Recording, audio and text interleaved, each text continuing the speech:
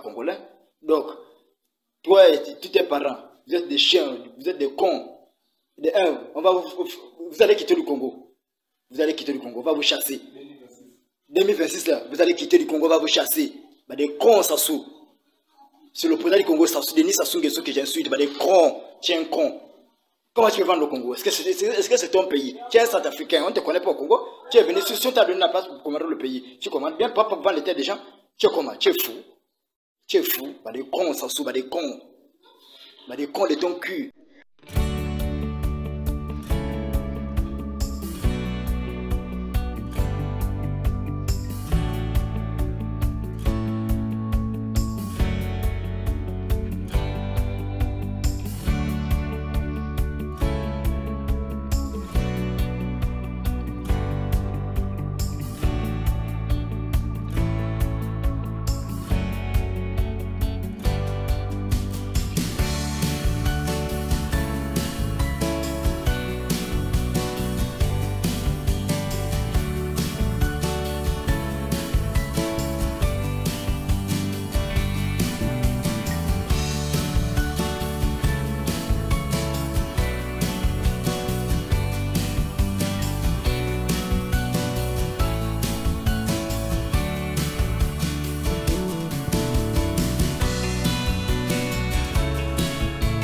Est-ce qu'il suffit de ne plus obéir pour être libre?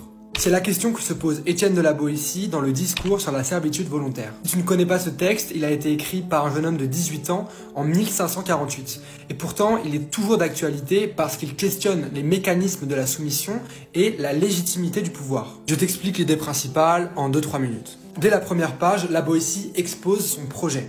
Je voudrais seulement comprendre comment il se peut que tant d'hommes, tant de nations, supportent quelquefois un tyran seul qui n'a de puissance que celle qu'il lui donne.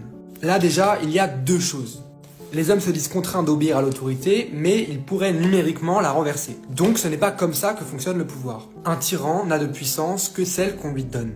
Donc dès le départ, c'est une clarification importante. La domination n'est pas quelque chose que l'on subit passivement, sinon il suffirait de la contester. La domination, c'est quelque chose qu'on participe activement à produire. C'est la servitude volontaire. Le sujet participe à la domination qu'il subit.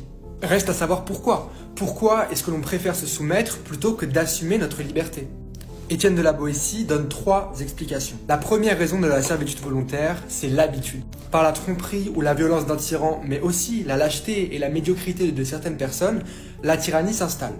Mais ensuite, c'est l'habitude d'obéir qui fait que la tyrannie reste. Ceux qui vivent depuis longtemps ou naissent dans une tyrannie ne savent plus ce qu'est la liberté, donc ils ne peuvent plus la désirer. N'ayant pas même vu l'ombre de la liberté et n'en ayant pas entendu parler, ils ne ressentent pas le malheur d'être esclaves. La deuxième raison qui fait que l'on accepte la tyrannie, c'est que le tyran distrait le peuple et le rend bête. La Boétie écrit « Tous ces peuples se laissent promptement allécher à la servitude pour la moindre douceur qu'on leur fait goûter. Les jeux, les farces, les spectacles et autres drogues de cette espèce étaient pour les peuples anciens les appâts de la servitude, le prix de leur liberté ravie, les outils de la tyrannie. » Ça me semble terriblement d'actualité. Et la troisième raison pour laquelle on se laisse soumettre, c'est que les tyrans usent d'artifices pour paraître plus intelligents, plus importants et donc plus légitimes à avoir le pouvoir. Et ça aussi, c'est très d'actualité. Donc Étienne de la Boétie ne nous accuse pas de nous laisser tyranniser et de ne pas vouloir être libres, non. Il nous invite plutôt à prendre conscience de la vraie nature du pouvoir pour s'en débarrasser. Parce qu'aucune tyrannie ne peut durer sans qu'à un moment ou à un autre, on y participe. Non seulement en obéissant, mais aussi en faisant obéir les autres, en participant alors soi-même à la tyrannie. Et la fin du texte insiste beaucoup là-dessus. Pour Étienne de la Boétie, il existe des relais, des serviteurs du pouvoir qui l'aident parce que le pouvoir leur profite. Parce qu'ils préfèrent leurs petits intérêts personnels que l'émancipation collective. Mais alors qui sont ces serviteurs de la tyrannie? Alors certains le sont plus que d'autres, mais on l'est tous un peu parfois en réalité. Toutes les fois où on défend nos intérêts aux dépens des autres, où on ne respecte pas leur liberté, où on donne des ordres. Toutes ces fois, on entretient une tyrannie dont on est aussi la victime.